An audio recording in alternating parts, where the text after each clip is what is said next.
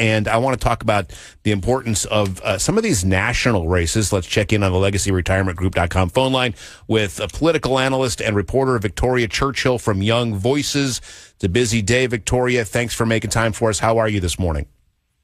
Yeah, absolutely. Thank you so much for having me. It is a very busy day. So we're in the heartland. We're in the Midwest in Columbus, Ohio, and the state of Ohio. And a lot of people are wondering, well, why should I care about the mayor's race in New York City? Why should I care about the governor's race in Virginia and New Jersey? Talk about the dynamics of this election and how it could really talk about where we are as far as voters' headspace and what's trending, not only for the midterms next year, but for 2028 as well.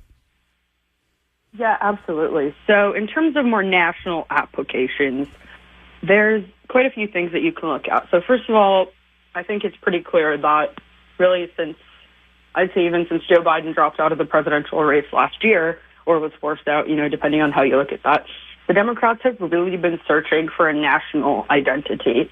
And I think this election is going to show whether Democrats want to go towards a more extreme form of socialism, which is what we're looking at with Mamdani in New York, or if they are going to go ahead and maybe have some leaders that are more moderate.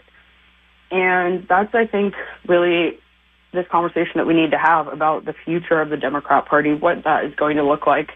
But here's my question, is I don't know if Democrats really know what they stand for, regardless of who their candidates are.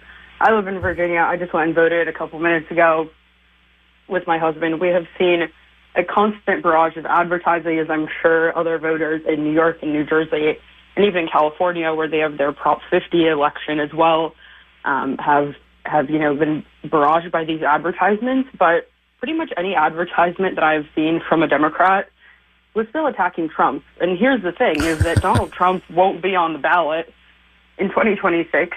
He won't be on the ballot in 2028.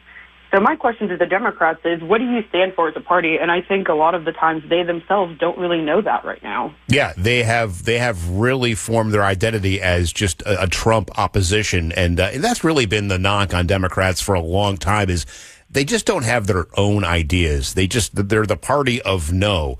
We don't know what we stand for, but we know we don't like what you stand for, and that's it. And that's just, I think the American public is kind of catching on to that. So, and I correct me if I'm wrong, both in your state, in Virginia for the governor's race there, in New Jersey, and unfortunately in New York City, and the mayor there, Mamdani, Democrats are all favored in those races, are they not? They're definitely favored here in Virginia, at least for the top of the ticket. Abigail Spanberger will probably carry that race. However, at least on polling that I've seen, it might get a little bit interesting, more down ballot for our races, whether that's lieutenant governor or the attorney general's race. That's another one here in Virginia that's made national news.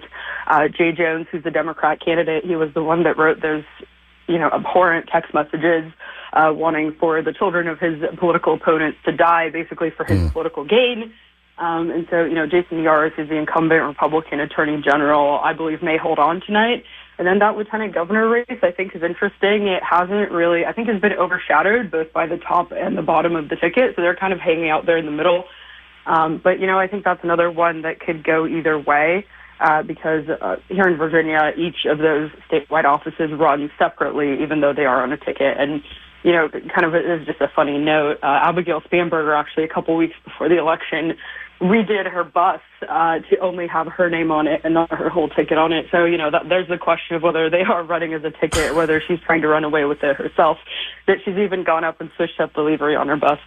But then also in terms of national implications, I don't know why I keep saying applications, I'm sorry. Maybe the coffee isn't hit this morning. But California is another one that we're looking at. So they have Prop 50 on the ballot, which would basically temporarily allow the state legislature to gerrymander 5 additional Democrat seats. And so, obviously that could have long-lasting implications on the, makeup of Congress. Their kind of battle cry is that they are doing this as a reciprocal to what's gone on in Texas, where Texas has created pretty much 5 Republican seats.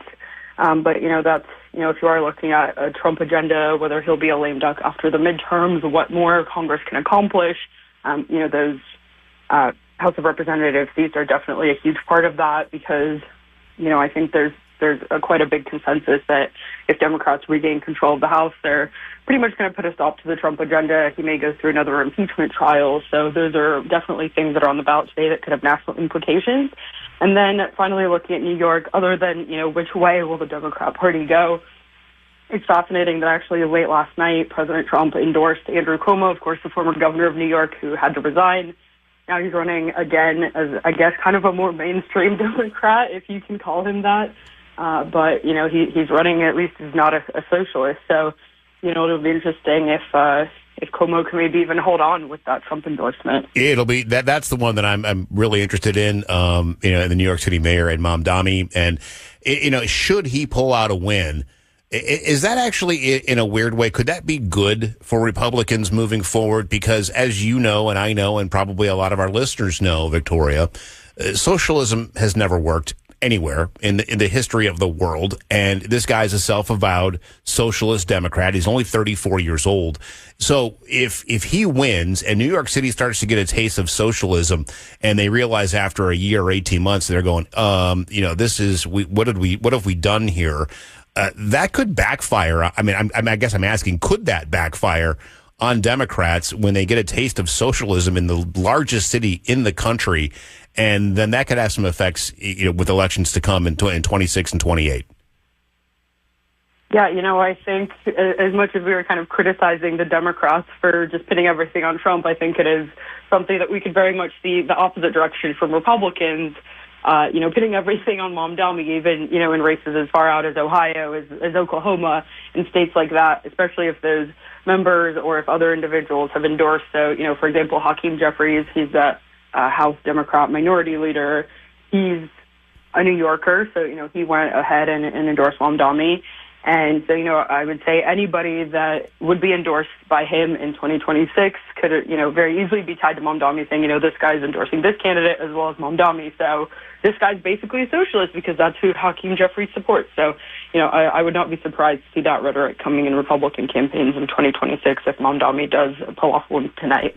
It'll be interesting to track today, and of course, we'll be on tomorrow to give you the results and some analysis as well. Victoria Churchill from Young Voices, thank you for your perspective this morning. Great stuff. We'll talk to you soon.